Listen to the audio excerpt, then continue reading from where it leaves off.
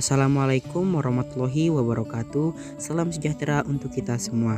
Perkenalkan, nama saya Iromi Sanjaya, NPM 21130430014 dari Prodi Pendidikan Tari. Di sini saya akan menjelaskan hasil rangkuman saya pada mata kuliah Pendidikan Bahasa Indonesia. Baik, untuk yang pertama adalah pengertian ejaan.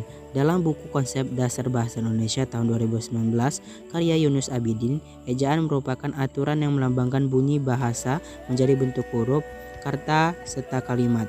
Ejaan juga bisa diartikan sebagai kumpulan peraturan penulisan huruf, kata, serta penggunaan tanda baca.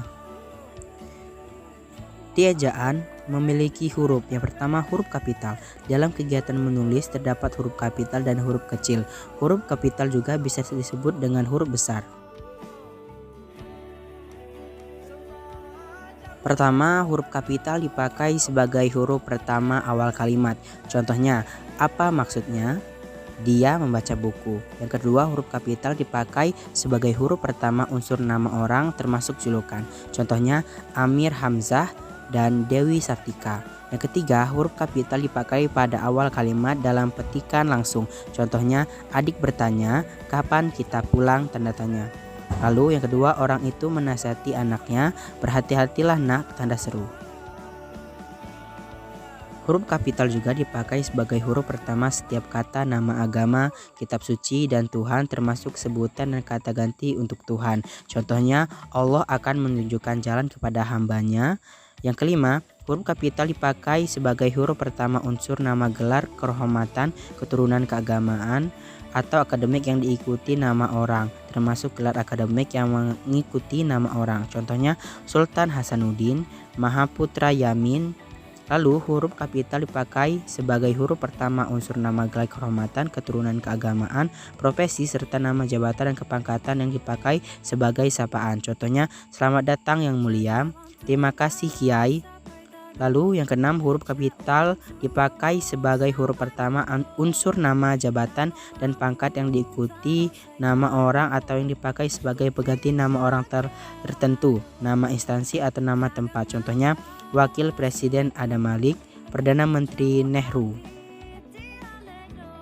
Ketujuh, huruf kapital dipakai sebagai huruf pertama nama bangsa, suku bangsa, dan bahasa. Contohnya, bangsa Indonesia, suku Dani, bahasa Bali. Yang kedelapan, huruf kapital dipakai sebagai huruf pertama nama tahun, bulan lahir, atau hari, dan hari besar atau hari raya. Contohnya, tahun Hijriah, bulan Agustus. Huruf kapital dipakai sebagai huruf pertama unsur nama peristiwa sejarah. Contohnya, Perang Dunia Kedua, Proklamasi Kemerdekaan Indonesia. Huruf kapital dipakai sebagai huruf pertama nama geografi. Contohnya, Jakarta, Asia Tenggara. Pengertian huruf miring. Penggunaan huruf miring pada bahasa Indonesia tentu memiliki berbagai fungsi dan cara penggunaannya masing-masing. Tentu saja penggunaan dan fungsi tersebut disesuaikan dengan konteks yang digunakan saat menulis sebuah kalimat. Aturan penggunaan huruf miring. Yang pertama, penulisan nama buku, majalah, dan surat kabar di dalam kutipan tulisan. Contoh, buku Sejarah Indonesia sudah memuat berbagai teori mengenai rujukan yang digunakan untuk penulis. Yang kedua, ditulis untuk mengkhususkan huruf. Contoh, tulisan ini tidak bermaksud untuk mempengaruhi pembaca agar dapat percaya, tetapi hanya sebagai media informasi yang seimbang dan pelengkap teori pada penelitian sebelumnya. Yang ketiga, menulis nama ilmiah. Contoh, mie instan kerap dipercaya sebagai makanan yang memiliki kandungan monosodium glutamat yang tidak baik untuk kesehatan sehingga tidak disarankan dikonsumsi setiap hari. Selanjutnya, penggunaan huruf tebal. Untuk penggunaan huruf tebal sebagai berikut: menegaskan huruf ataupun kata. Jika dalam suatu kalimat telah terdapat huruf miring, maka huruf tebal dapat digunakan untuk menegaskan unsur dalam kata yang dicetak miring tersebut. Misalnya, huruf eng dalam kata ngarai adalah huruf konsonan gabungan. Dalam peribahasa all good things come to end, kata yang dicetak miring berarti berakhir atau tidak selamanya terjadi. menegaskan bagian dalam karangan. Huruf tebal digunakan untuk mempertegas bagian-bagian dalam suatu karangan, misalnya menulis judul, judul bab, dan judul subbab dalam huruf tebal. Contohnya bab 1 kromosom 2, bab 8 kromosom 9. Pengertian kata turunan. Kata turunan atau kata berimbuhan dalam Kamus Besar Bahasa Indonesia adalah kata yang terbentuk sebagai hasil dari proses afiksasi, reduplikasi, atau penggabungan. Yang pertama, afiks merupakan unsur langsung.